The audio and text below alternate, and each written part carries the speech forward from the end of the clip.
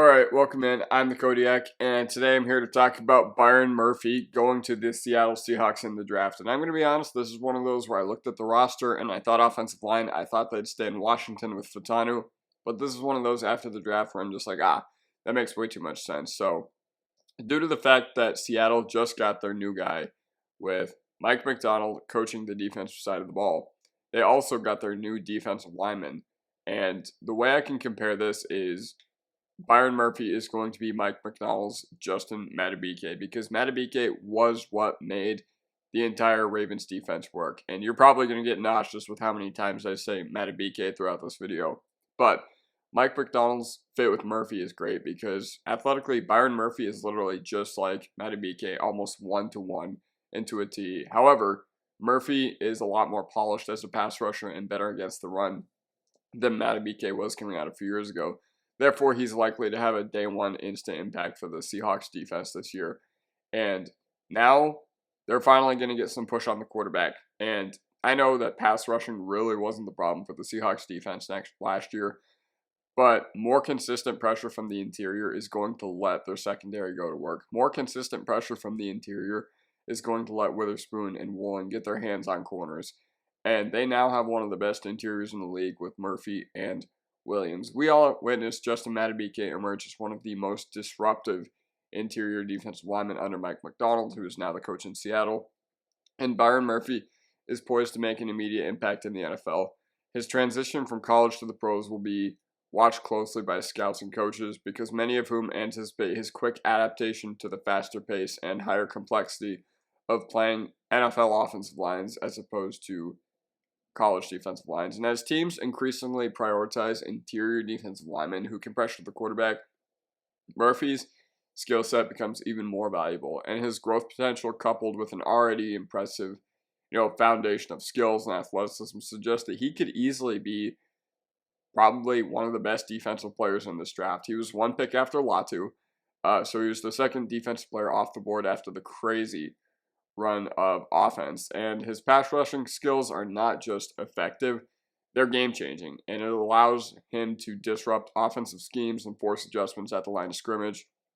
And for the modern NFL, it seems like interior pressure is becoming a focal point and could even start to be prioritized over edge pressure.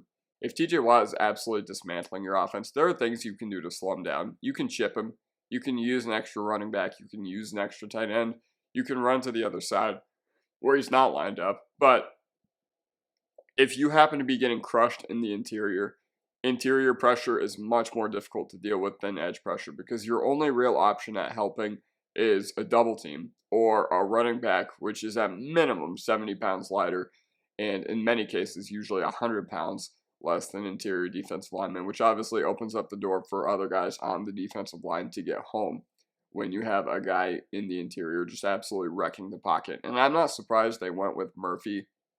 Philosophically, it made way too much sense as far as fit and as far as philosophy. And for a team that watched Aaron Donald absolutely wreck Russell Wilson for a great many years, I'm sure it'll feel good to be on the other side of that coin now with them having a true game wrecker from the interior. And Murphy's collegiate performance and skills suggest he possesses the potential to become an outstanding defensive lineman.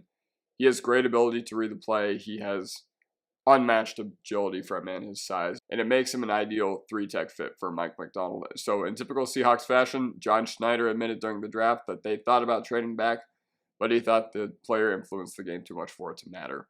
So yeah, that does it for me, and I hope you guys have enjoyed. I hope Seahawks fans, you are very happy with this new pick and, overall what this team is going to do, going from having one of the oldest coaches in the league to one of the youngest. And Mike McDonald, highest paid first-time coach ever. So you can't say with Murphy, with Witherspoon, and with Woolen that he's not going to have all the tools to succeed. Now, I'm not sure how they're going to be on the offensive side of the ball, because Geno still was actually pretty good last year, but their defense seemed to let them down in big games. But I expect there to be growing pains on this defense just because it's going to be a new scheme, it's going to be a new system.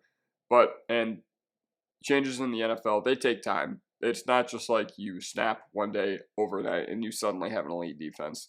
it's something that you have to build up and build up for years. But once you do finally reach that point, you can plug and play guys. You can have your, developmental plans laid out. You can, I don't know, there's a lot of things that you can do once you finally have your system in place and you're running it at a high level. And I'm very excited to see what the Seahawks are able to do on the defensive side of the ball. So yeah, that's us for me, and I'll see you guys next time. Peace.